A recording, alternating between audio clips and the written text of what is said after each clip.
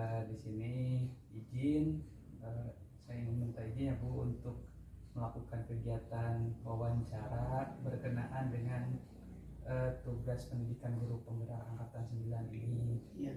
Mohon maaf sebelumnya mengganggu waktunya dan terima kasih banyak Ibu berkenan meluangkan waktunya untuk dapat mungkin ini berdiskusi ya Bu, sedikit melakukan wawancara ya Bu ya, sharing berkenaan dengan tugas guru penggerak Bu. Sini ada beberapa hal ya Bu yang ingin saya diskusikan atau tanyakan terkait tugas ini berkenaan dengan pengambilan keputusan seorang pemimpin. Dalam hal ini kebetulan kan Ibu di sekolah selaku atau sebagai kepala sekolah di sini ya Bu, itu dan juga banyak hal dari Ibu itu, banyak hal atau kebijakan-kebijakan yang memang itu sangat bermanfaat untuk sekolah ini terutama ya Bu. Itu. Nah ini saya ingin sedikit menggali di sini bagaimana sih cara Ibu mengambil sebuah keputusan, menentukan sebuah kebijakan yang nantinya akan berdampak kepada warga sekolah khususnya gitu Bu. Izin sebelumnya ya Bu untuk melakukan kegiatan ini. Oke, mungkin di sini Ibu banyak sekali problematika sebagai seorang pemimpin ya Bu, sebagai kepala sekolah banyak permasalahan yang Ibu alami. Nah, ada beberapa permasalahan atau mungkin kasus yang memang itu Ibu rasakan. Nah, di sini yang ingin saya tanyakan di sini, ketika memang Ibu berhadapan dengan sebuah masalah atau kasus-kasus gitu ya, bagaimana Ibu mengidentifikasikan masalah tersebut menjadi apakah sebuah itu masalah itu sebuah dilema etika atau wujudan moral gitu Bu. Bagaimana Ibu mengidentifikasi kasus-kasus yang Ibu alami gitu. Waalaikumsalam warahmatullahi wabarakatuh. Terima kasih Pak Imam sudah menyempatkan waktu untuk melaksanakan wawancara dari tugas calon guru penggerak angkatan 9 ya Pak Imam. Ya, terima kasih yang sebanyak-banyaknya bahwa Pak Imam sudah berusaha sekarang sudah menjadi calon guru penggerak. Mudah-mudahan ya bisa Pak Imam itu sudah tergerak ya, mudah-mudahan bisa bergerak dan menggerakkan khususnya untuk warga sekolah SD Ngewer ya. Tadi pertanyaannya baik Ibu saya terima mengenai masalah cara mengatasi problem-problem yang ada di sekolah ini ya, khususnya di SD Ngewer. Ya Ibu tidak bisa berusaha atau bukan tidak bisa berusaha sendiri, tapi Ibu tidak segala sesuatu masalah kecil, masalah besar ya tidak bisa diputuskan oleh sendiri ya. Walaupun Ibu istilahnya di sini sebagai pimpinan, tapi Ibu ya bukannya Ibu juga tidak bisa lah yang bagaimana yang pimpinan sebagai pimpinan itu, apalagi yang merupakan sampai ke tingkat leader ya, tingkatan leader, seorang leader itu gimana. Nah pertama Ibu kalau memutuskan segala sesuatu, jadi kita usahakan berunding ya, berunding istilahnya rapat intern dulu gitu ya di sekolah dengan semua personil yang ada di sekolah. Nah bagaimana caranya supaya ini selesai, baik itu masalah kecil maupun masalah besar, kita tetap harus ada mufakat, harus ada ada keputusan bersama, apapun bagaimanapun, apalagi cuma masalah kecil. Yang masalah besar pun kalau kita kompak misalnya, kalau kata orang Sunda masa uyunan ya dalam segala hal, apalagi ini di suatu lembaga pendidikan ya jelas harus pasti ada keberhasilan ya, itu untuk mencapai memecahkan sesuatu masalah. Kemudian cara mengatasi apa atau bagaimana tadi tuh? Jadi itu ketika mengidentifikasi kasus, Ibu bagaimana cara membedakan kasus-kasus? Apakah ini masuk ke dilema etika atau rujukan moral? Oh iya. Nah gini cara mengatasi kasus di sini ya yang sudah misalnya selidiki dulu, teliti dulu apa kasusnya, bagaimana kasusnya, dan nanti bagaimana cara memecahkan masalahnya. Misalnya dari hal sepele ya, dianggap kita sepele tapi sangat bermakna atau sangat urgent gitu ya kasus ini. Ya, contohnya misalnya ada anak yang dibully gitu ya, terus anak kan biasa suka mengadu, terus kalau anak misalnya mengadu malah suka sengaja lah anak-anak yang malu anak-anak ya, malah besoknya bikin lagi. Nah kita harus sedikit-sedikit dengan secara perlahan, prosesnya berlahan-lahan tapi laksanakan secara kontinu gitu. Baik Bu, wah luar biasa sekali ya Bu. Di sini mungkin berarti masalah yang Ibu alami itu lebih banyak ke dilema etika atau bujukan moral mungkin Bu?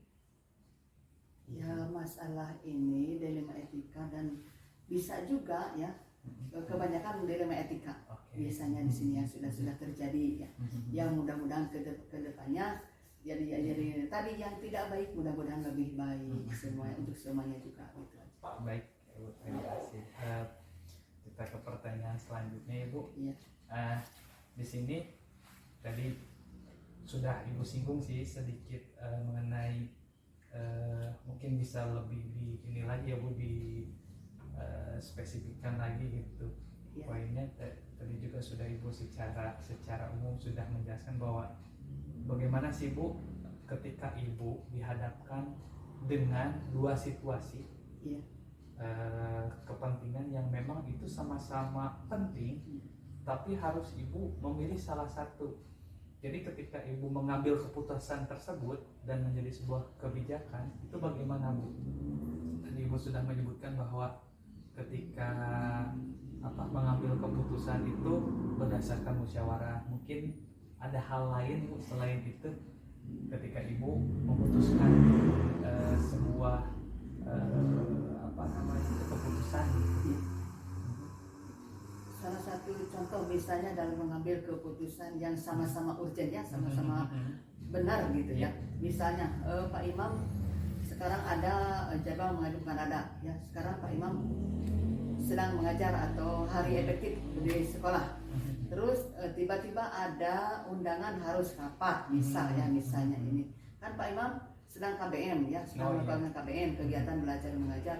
Tiba-tiba Pak Imam harus ada rapat dari dinas khususnya misalnya. Ya silahkan itu bagi Ibu, silahkan karena ini penting, itu penting ya, bukan kepentingan pribadi sifatnya. Silahkan Pak Imam keluar tugas, laksanakan tugas keluar, biarkanlah sementara kelas bisa dititipkan ke guru yang ada. Ya, boleh juga gitu, bisa juga gitu. Oke, jadi itu ya Bu, ketika memang dihadapkan dengan situasi seperti itu, Ibu mengutamakan urgensinya yang mana, sok silakan, tapi yang ini di handle oleh bisa gitu aja. Baik Bu, untuk selanjutnya mungkin Bu, ya. Di sini langkah-langkah atau prosedur seperti apa yang bisa Ibu lakukan gitu, atau yang biasa Ibu lakukan selama ini gitu dalam mengambil keputusan? Yang selama ini sudah Ibu lakukan, yang pertama tadi kan kita harus berembuklah dengan personil gitu ya. Gimana cara mengambil keputusan agar nanti keputusan ini menghasilkan yang mufakat ya, menghasilkan yang menjadikan perubahan ya. Setelah misalnya ada kasus tadi, misalnya kasus anak, gimana si anak ini supaya jadi benar, supaya jadi lebih bagus, lebih baik ya. Berarti kita ini kan di sini kita personil 11. Otomatis 11 personil ini akan terjadi 11 karakter. Mungkin dari sini gini, dari si A gini, dari si B gini ya. Ya jadi kita satukan aja. Ya gimana supaya berhasil, supaya berada dalam kebenaran untuk selanjutnya gitu. Berarti umat ketika mengambil keputusan itu berdasarkan dari musyawarah mufakat. Dari situ mungkin timbul ide-ide atau berbagai macam gagasan ya Bu, dan nanti sebagai Ibu nanti sebagai pimpinan akan mengambil sebuah langkah atau sebuah keputusan berdasarkan dari hasil musyawarah mufakat. Kata iya. Baik, luar biasa sekali. Untuk selanjutnya Bu, mungkin kira-kira Bu, yang paling efektif ya Bu ketika mengambil keputusan pada saat dihadapkan dengan situasi dilema etika Bu, yang harus pada saat itu Ibu langsung spontan gitu. Bagaimana Bu cara yang efektif dalam mengambil keputusan ini? Ya itu tergantung masalahnya ya. Kalau menghadapi masalah ini tergantung kasusnya. Kan kasus itu berbagai macam ya, ada kasus ringan, kasus berat misalnya. Tapi alhamdulillah ya di sini di sekolah ini belum ada, tidak ada kasus yang sangat berat, paling masalah-masalah kecil ya. Ya kita lakukan aja penelitiannya. Terus yang efektif tadi kan diambil yang efektifnya. Berarti kita harus misalnya ada kasus anak ya. Anak misalnya gimana si anak ini supaya yang tadinya bandel, keras kepala, coba sedikit-sedikit dengan bujukan, dengan ucapan yang lemah lembut, ucapan dengan sikap kita kasih contoh ke anak itu. Lebih-lebih kalau kita bisa kasih reward, coba bagaimana nih anak ini jadi anak yang soleh, jadi anak baik, supaya yang lain tidak mengikuti tadi. Si anak itu juga tadinya bangor baung misalnya, oleh ibu dikasih reward ya, sebuah reward supaya anak senang. Nah itu salah satunya yang itunya aja gitu. Berarti poinnya Ibu yang saya tangkap berarti ketika Ibu itu dalam mengambil keputusan itu dengan sikap Ibu ya, cara yang paling efektif ya. Oke. Baik Bu, untuk yang selanjutnya ini yang mungkin yang Ibu rasakan pasti menjadi sebuah dilema ya Bu, atau ketika Ibu mengambil sebuah keputusan itu apa sih yang menjadi tantangan ketika itu menjadi berat gitu, tantangan dalam mengambil keputusan itu seperti tadi Ibu memberikan analogi ketika Pak Imam atau saya sendiri ketika dia mengajar, tapi ada surat tugas dari dinas untuk melaksanakan rapat di luar.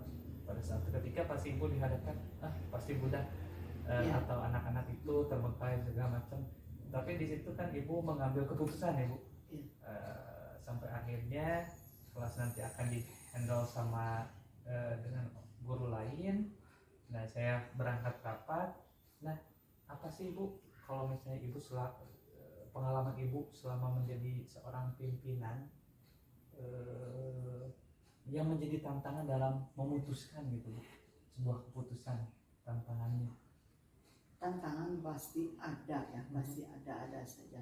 Cuma kita harus bisa ya sedikitnya harus bisa mengatasi tantangan apapun, tantangan bagaimanapun ya, kita harus bisa mengatasi dengan bagaimana caranya lah, supaya kita tidak jadi dilema yang sangat apalagi menjadi pikiran yang sangat jadi pikiran gitu ya.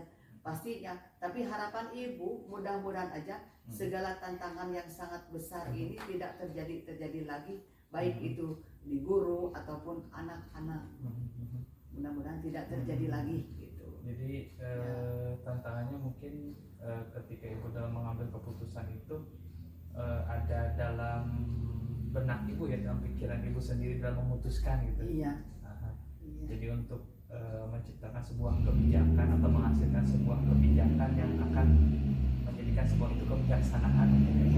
Seberat apapun anak-anak pasti bisa diatasi. Oke, berarti ada faktor X, ada faktor internal dan faktor internal. Gitu. Baik Bu, untuk selanjutnya apakah Anda memiliki atau Ibu memiliki sebuah tata cara atau jadwal tertentu dalam sebuah penyelesaian kasus dilema etika? Lalu apakah Ibu langsung menyelesaikan di tempat atau memilih sebuah jadwal untuk menyelesaikannya? Lalu langkah apa yang Ibu ambil atau prosedur apa yang Ibu jalankan? Yaitu masalah itu tergantung kasusnya, tergantung masalahnya. Kalau misalnya ada masalah yang sangat berat, misalnya terjadinya sekarang misalnya ya, lalu langsung kita tapi sebetulnya segala masalah juga ya harus kita emang seharusnya harus kita langsung proses gitu. Jadi tapi secara prosesnya itu kan tidak mungkin ya, segala sesuatu masalah apalagi terjadi di yang nama jiwa ya, atau jiwa anak tidak mungkin bisa sekaligus berubah, tapi dengan cara proses, tapi harus laksanakan secara kontinu. Oke. Oke, berarti tergantung kasusnya Ibu, Tergantung tapi kasusnya. sebagai pimpinan harus segera ketika Iya. ada masalah harus Iya, ditangani. segera bertindak Iya. lah gitu. Tapi kalau misalnya memang waktunya itu secara kontinu dan Nah, ini ya Bu, berkesinambungan iya, gitu ya. kita kan usaha, ikhtiar, berdoa, tawakal, gitu aja kuncinya. Luar biasa sekali ya. Oke Bu, untuk yang selanjutnya adakah faktor-faktor atau seseorang yang selama ini dapat mempermudah atau membantu Ibu dalam mengambil sebuah keputusan dalam menghadapi kasus dilema etika? Oh iya, tentunya ada ya. Bahkan dibilang banyak ya, banyak untuk mempermudah menghadapi masalah. Ya kita terutama untuk guru-guru semua atau semua personel di sini ya. Kita juga kan ada komite, terus ada orang tua, terus termasuk juga bisa juga pemerintahan setempat. Nah itu juga kan bisa dilibatkan untuk mengatasi apa-apa yang terjadi di sekolah ini, di lembaga ini khususnya. Tapi yang mudah-mudahan aja, dan yang sudah-sudah tidak ada sampai ya kita memanggil misalnya masyarakat atau komite atau tokoh, kan belum tidak ada di sini, alhamdulillah gitu ya. Oke, berarti poinnya yang saya ambil berarti Ibu ketika yang mempermudah itu keterlibatan orang Nah, lain itu, ya, iya, karena iya, Ibu gitu. landasannya Iya. itu musyawarah itu Iya, ya iya, bersama-sama. iya gitu. Jadi akan ada sebuah masalah besar pun akan terasa iya, ringan ya Bu ya. gitu. Baik Ibu, yang terakhir Ibu, Iya. saya yakin, saya percaya bahwa Ibu adalah orang yang terpanggil dan terpilih ketika menjadi seorang pemimpin ya Bu. Pasti dan Ibu pun mengalami beberapa fase ya Bu. Sebelum menjadi seorang pimpinan Ibu juga merasakan dulu apa yang namanya menjadi bawaan atau yang menjadi yang sebelum berangkat jadi pemimpin ya Bu. Banyak pengalaman yang Ibu alami. Nah, poinnya Bu di sini yang terakhir itu bagaimana atau apa sih pembelajaran yang bisa Ibu petik ketika memang Ibu mengambil sebuah keputusan dan itu berdasarkan dari kasus dilema etika Bu. Jadi apa sih pembelajaran yang Ibu ambil gitu?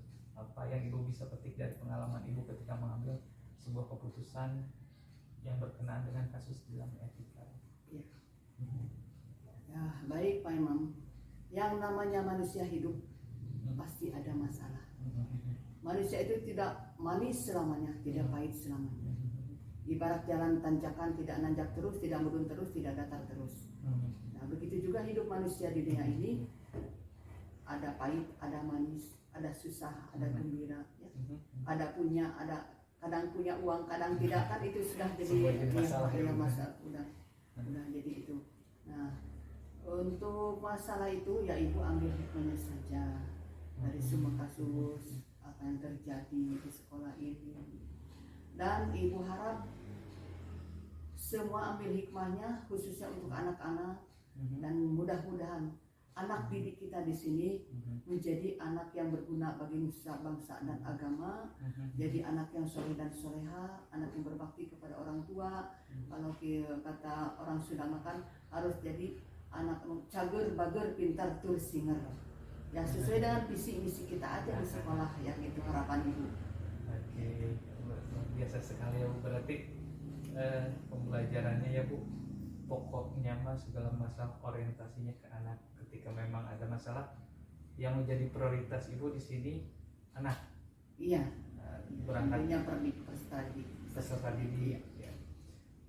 Oke, izin ya Bu, mungkin dari hasil wawancara ini yang saya ambil ya selaku ini, jadi poinnya ketika memang Ibu berhadapan dengan sebuah permasalahan atau kasus-kasus dilema etika, yang saya ambil ya Bu dan saya akan aplikasikan itu Ibu menitik beratkan kepada musyawarah mufakat. Iya, betul. Sebagai seorang pemimpin harus bersama-sama. Oke. Ketika memang ada kasus yang berat, itu juga akan terasa lebih Iya. ringan jika diselesaikan atau dikerjakan bersama-sama. Mungkin luar biasa sekali hasil dari wawancara ini, Bu. Saya juga banyak belajar dari Ibu, dan sebelumnya saya ucapkan banyak terima kasih kepada Ibu selaku kepala sekolah saya pribadi, selaku kepala sekolah atau pimpinan dari SDN 2 Nangewer. Terima kasih banyak sudah berkenan untuk meluangkan waktu dan bertanya jawab, berdiskusi, melakukan wawancara sebagai pemenuhan tugas wawancara ya Bu, dari modul 3.1 tentang pengambilan keputusan. Mungkin saya banyak belajar untuk menjadi seorang ibu. Sebagai seorang pemimpin, saya bakal banyak belajar dari Ibu. Ibu menjadi role model bagi saya itu menjadi sebuah tauladan, karena Ibu berada di lingkungan kerja saya banyak belajar. Terima kasih banyak lagi sekali lagi Ibu untuk waktunya, dan mudah-mudahan izin ya Bu, mudah-mudahan ke depan apa yang saya pelajari di sini bisa saya bisa menjadi seperti Ibu gitu ketika menjadi seorang pemimpin gitu ya. Mungkin itu saja Bu dari saya. Terima kasih sekali lagi. Mudah-mudahan apa yang hari ini sudah dikerjakan dapat bermanfaat di kemudian hari, khususnya bagi saya pribadi, umumnya mungkin untuk peserta didik saya sebagai dalam hal ini selaku pemimpin pembelajaran di kelas gitu. Oke. Baik, terima kasih banyak Ibu atas waktunya. Mudah-mudahan Ibu senantiasa diberikan kesehatan oleh Allah Subhanahu wa taala. Diberi kelancaran dalam setiap melaksanakan tugas yang Ibu emban. Terima kasih banyak Ibu. Topik walidaya dari saya. Assalamualaikum warahmatullahi wabarakatuh. Waalaikumsalam warahmatullahi wabarakatuh. Saya juga ya sama-sama mengucapkan terima kasih kepada Pak Imam, dan Ibu juga mohon maaf ya dari segala mungkin, bukan mungkin lagi, pasti banyak kesalahan dan kekurangannya untuk menjawab apa-apa yang dipertanyakan oleh Pak Imam. Tidak mungkin apakah kurang relevan, apa kurang gimana gitu ya. Mohon maaf yang sebesar-besarnya. Juga terakhir teriring doa untuk Pak Imam khususnya, semoga apa yang dicita-citakan oleh Pak Imam jadi terlaksana ya, terwujud segalanya, dan sukses lancar dalam menjalankan segala tugasnya. Sama-sama dari Ibu juga ucapkan terima kasih. Wassalamualaikum warahmatullahi wabarakatuh.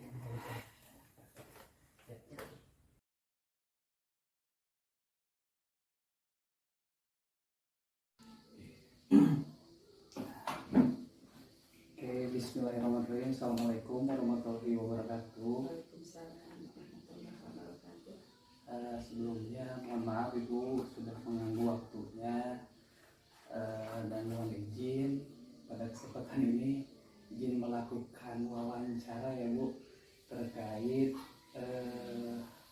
dilema etika atau pengambilan keputusan yang kebetulan pada saat ini saya mengikuti program guru penggerak angkatan 9 dan harus melakukan wawancara kepada kepala sekolah atau pimpinan ya Bu.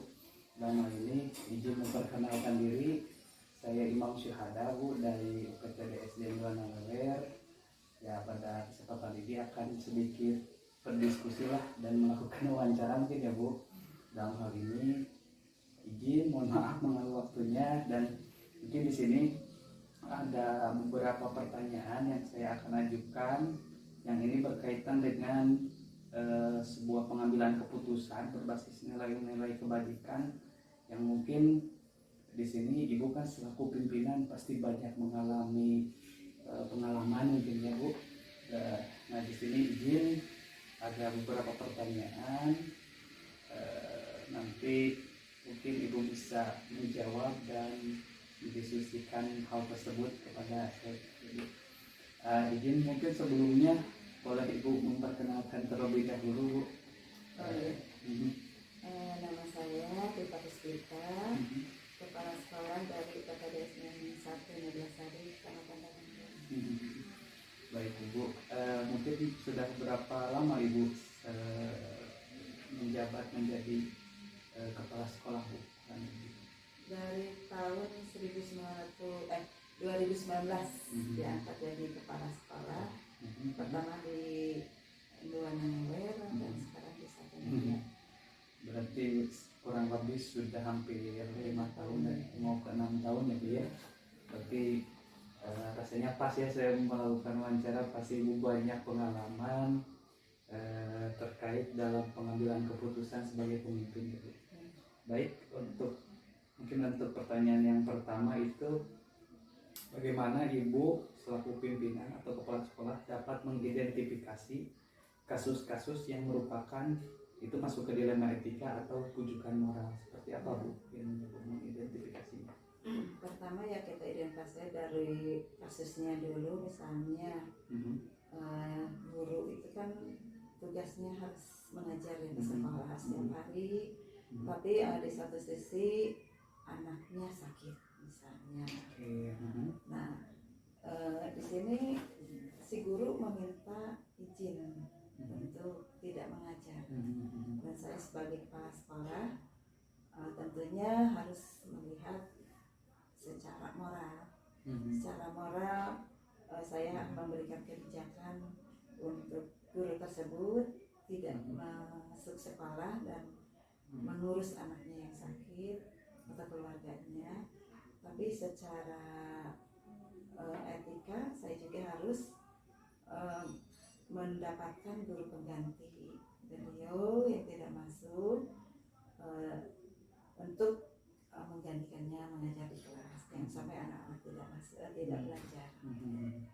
Yang kedua, kasusnya misalnya secara itu kan secara moral dan secara etika ya.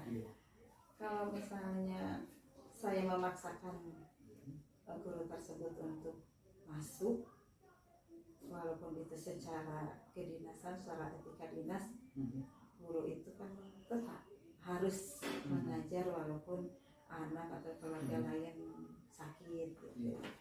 Tapi di sini saya memberikan kebijakan yang anaknya juga tetap adalah yang harus diurus. Jadi saya berikan kebijakan untuk sejauh mana atau selama anak itu sakit memberatkan, sakit berat lah gitu. Dan nanti juga kalau sakitnya sudah mendingan kan dia harus masuk, sudah bisa ditinggal. Gitu. Baik Bu.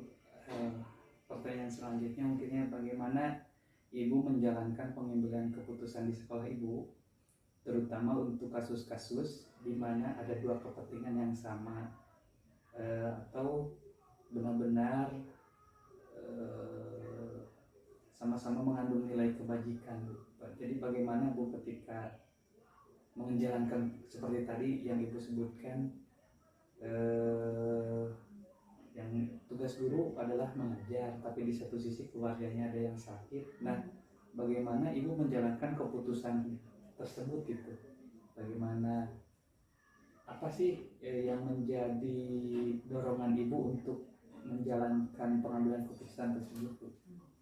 Saya kan itu seorang ibu juga ya, guru juga, sebagai orang tua di rumah dan juga sebagai orang tua di sekolah. Tentunya ini ada guru tersebut juga mempunyai keimbangan atau kalau bahasa sekarang galau. Ini anak gitu. Jadi kalau ini yang di sekolah anaknya banyak, tentu juga memberatkan, takut nanti terjadi segala sesuatu yang tidak diinginkan. Dan yang di rumah juga satu anaknya tapi misalnya sakit keras, maka ya saya putuskan guru tersebut untuk tidak ikut mengajar atau tidak masuk sekolah untuk sementara. Beliau mengurus anaknya dulu sampai agak sembuh, tidak sampai sembuh sama sekali juga kalau misalnya tergantung kondisi bagaimana. Terus di sekolah juga saya minta tidak ditinggalkan terlalu lama, karena anak-anak itu dengan berbagai karakter, kenakalannya, kelucuannya lah segala macam gitu, Iya. campur aduk. Kalau ditinggal kan nanti membahayakan, takutnya terjadi perundungan ataupun kecelakaan kecil pun jangan sampai terjadi. Jadi mungkin dari sini Dari sisi moral ya. dari segi moral, terus ibu berlandaskan pengambilan keputusan itu dari rasa kepedulian gitu ya. Baik, untuk selanjutnya Bu, pertanyaan selanjutnya di sini, langkah-langkah atau prosedur apa yang biasa ibu lakukan selama ini, langkah-langkahnya dalam mengambil keputusan? Pertama langkahnya ya kita ambil, kita lihat dulu situasinya, kondisinya, kemudian juga misalnya kita harus memutuskan A dari arahan, kita kan berpijak dari secara kedinasan dulu ya. Misalnya contoh sehari-hari lah, guru itu harus mengajar setiap hari, harus masuk setiap hari, tapi karena suatu kondisi tertentu sehingga guru tersebut tidak masuk. Contohnya ada ya di saya seorang guru yang sakit stroke, ya, sudah 2 kali stroke, terjadi 2 kali stroke, dan itu terjadi pada saat bencana COVID, tapi dia stroke bukan COVID ya. Itu si guru tersebut sudah jelas meninggalkan siswa, walaupun pada saat COVID kita kan tetap harus mengunjungi siswa. Selanjutnya setelah COVID selesai, si guru itu kan masih sakit, sementara anak-anak sudah masuk ke kelas, dia kan harus masuk ke kelas juga. Nah, tapi di sini situasi guru kan belum kondisinya belum pulih. Saya kontrol setiap 2 minggu sekali, saya hadir, mengobrol, memberikan motivasi supaya dia berkeinginan sembuh. Luar biasa sekali Bu. Untuk yang selanjutnya Bu, hal-hal apa saja yang ibu anggap efektif dalam pengambilan keputusan pada kasus-kasus yang ibu alami? Keefektifan pengambilan keputusan ya. Efektifnya ya itu tadi, satu kan kita harus punya rasa kepedulian, apalagi kita sebagai seorang ibu. Jadi rekan guru itu jangan kita anggap sebagai bawahan, tapi kita anggap ya sebagai anak, ya kita juga sebagai rekan kerja, ya kita juga sebagai partner, sebagai keluarga lah. Jadi di kekeluargaan. Berarti ibu menganggap lingkungan sekolah itu sebagai keluarga kedua ya Bu. Dan di situ mungkin jadi hal-hal yang efektif dalam mengambil sebuah keputusan, jadi landasannya kekeluargaan. Sehingga nanti yang lain juga tidak ada merasa iri. Iya. Baik Bu, untuk yang selanjutnya mungkin pastilah ketika memang mengambil sebuah keputusan itu ada sebuah tantangan tersendiri ya Bu. Iya. Tadi yang tadi Ibu sebutkan, Ibu ada permasalahan seperti itu. Ya mungkin tantangannya apa Bu ketika Ibu dalam mengambil keputusan pada kasus-kasus yang Ibu alami tersebut? Tantangan pasti ada, terutama bagi rekan kita yang memang kurang paham ya. Misalnya tiap orang itu kan karakternya berbeda. Iya. Karakternya berbeda. Jadi kita juga harus tahu sebagai pimpinan di sekolah, harus tahu karakter orang-orangnya. Jadi kalau secara umum misalnya kita tekankan harus sama. Ya, misalnya di rapat kita harus begini sama. Nah, tapi pada saat tertentu seorang guru membutuhkan perhatian yang khusus, maka kita panggil saja dan kita bicara berdua. Sehingga keputusan itu tidak menjadikan yang lain iri. Dan itu pasti ada merasa kita itu merasa istimewakan, ya. diistimewakan seseorang itu diistimewakan kita, padahal kita tidak mengistimewakan, hanya kita menjaga kehormatannya, menjaga perasaannya, itu saja. Berarti tantangan itu lebih kepada apa ya, ibu selaku pimpinan jangan sampai menyakiti perasaan. Oke. Baik ibu, untuk yang selanjutnya di sini, apakah dalam penyelesaian kasus-kasus yang ibu alami itu ada jadwalnya nggak bu ketika menyelesaikan, atau memang menyelesaikannya itu langsung pada saat itu? Apakah langsung diselesaikan, mungkin maksudnya langsung diselesaikan, atau ada jangka waktu tertentu untuk menyelesaikan kasus tersebut?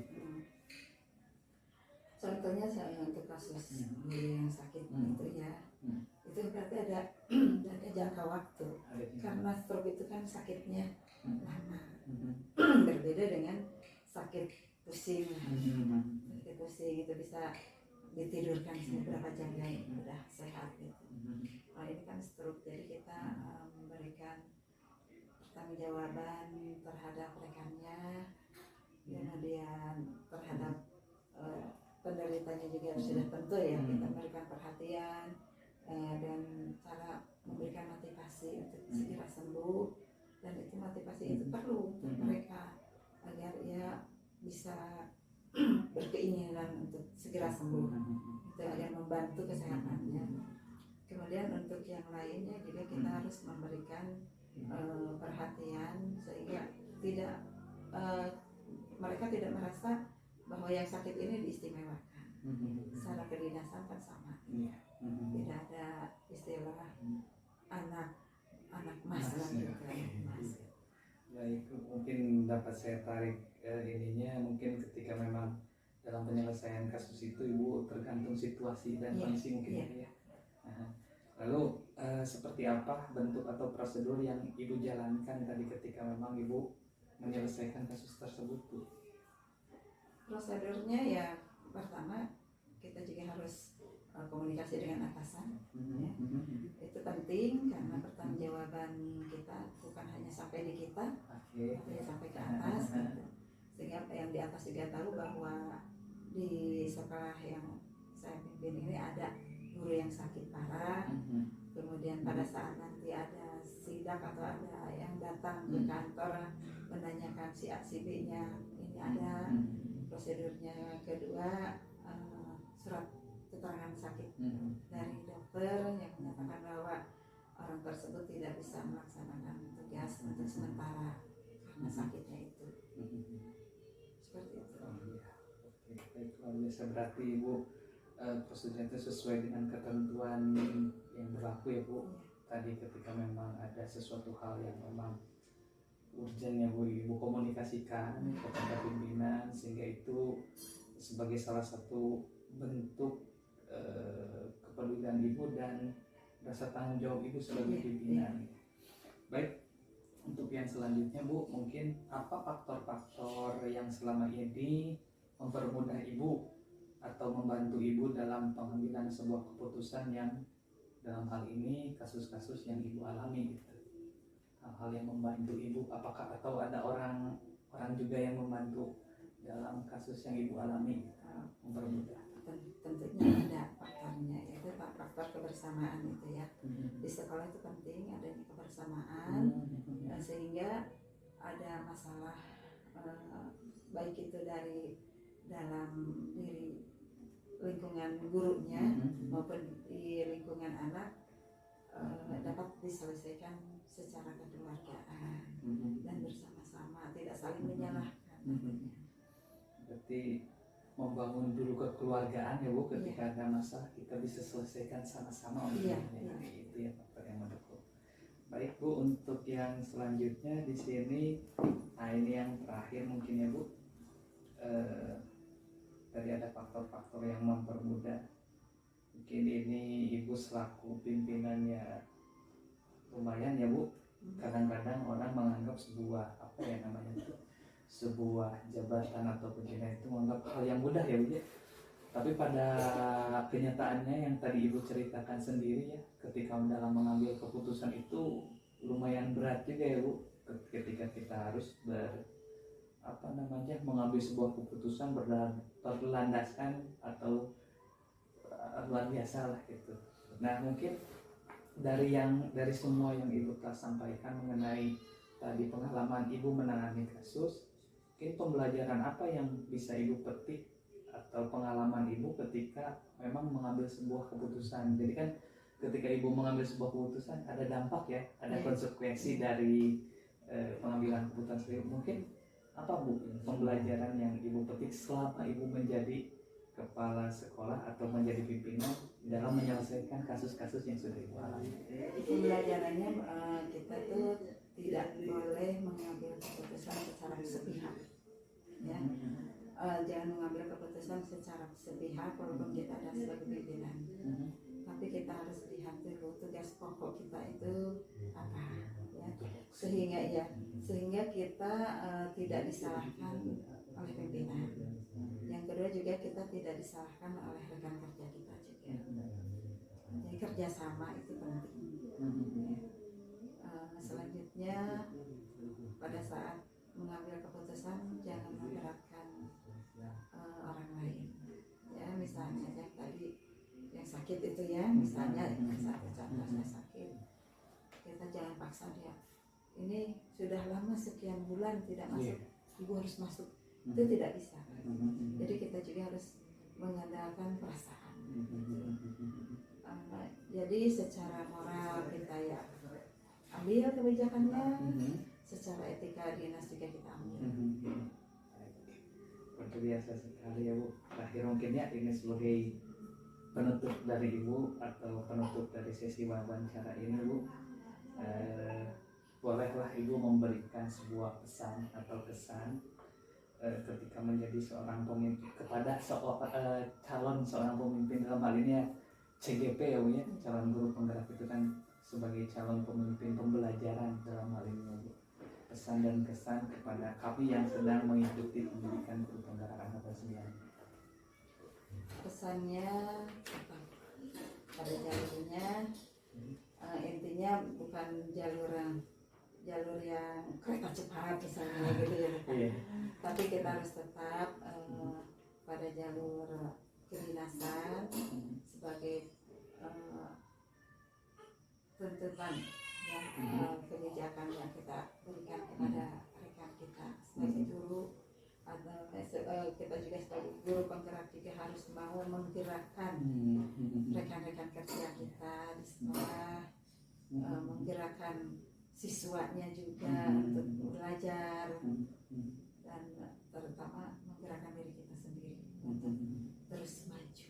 Baik, ya terima kasih banyak Bu atas waktunya yang pertama, lalu yang kedua terima kasih juga atas tadi memberikan sebuah analogi, sebuah pengalaman juga buat saya, karena saya sendiri kan sebagai guru itu pemimpin pembelajaran mungkin ya Bu, tapi yang Ibu emban sekarang kan lebih daripada itu.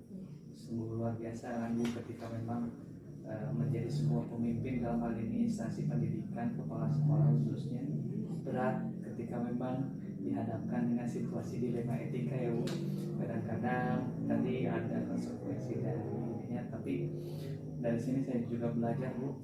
Terima kasih banyak atas waktunya dan jawabannya, dan terima kasih juga atas pesan dan kesannya terhadap kami. Itu menjadi sebuah motivasi bagi kami Bu dalam mengikuti kegiatan guru penggerak angkatan 9 ini, dan mudah-mudahan apa yang menjadi pesan itu menjadi sebuah harapan bagi kami dan menjadi sebuah tantangan tersendiri untuk kami untuk nanti mengimplementasikan apa yang ilmu yang kita pelajari ini di sekolah masing-masing. Ya tadi Ibu ya poinnya di menggerakkan itu, insya Allah.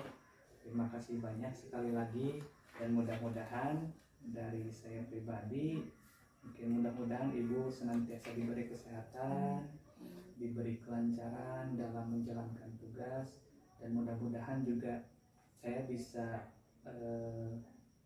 menjadi pemimpin seperti Ibu, pemimpin yang luar biasa ya. Mudah-mudahan apa yang tadi Ibu sampaikan itu menjadi sebuah motivasi untuk menjadi seperti Ibu lah gitu.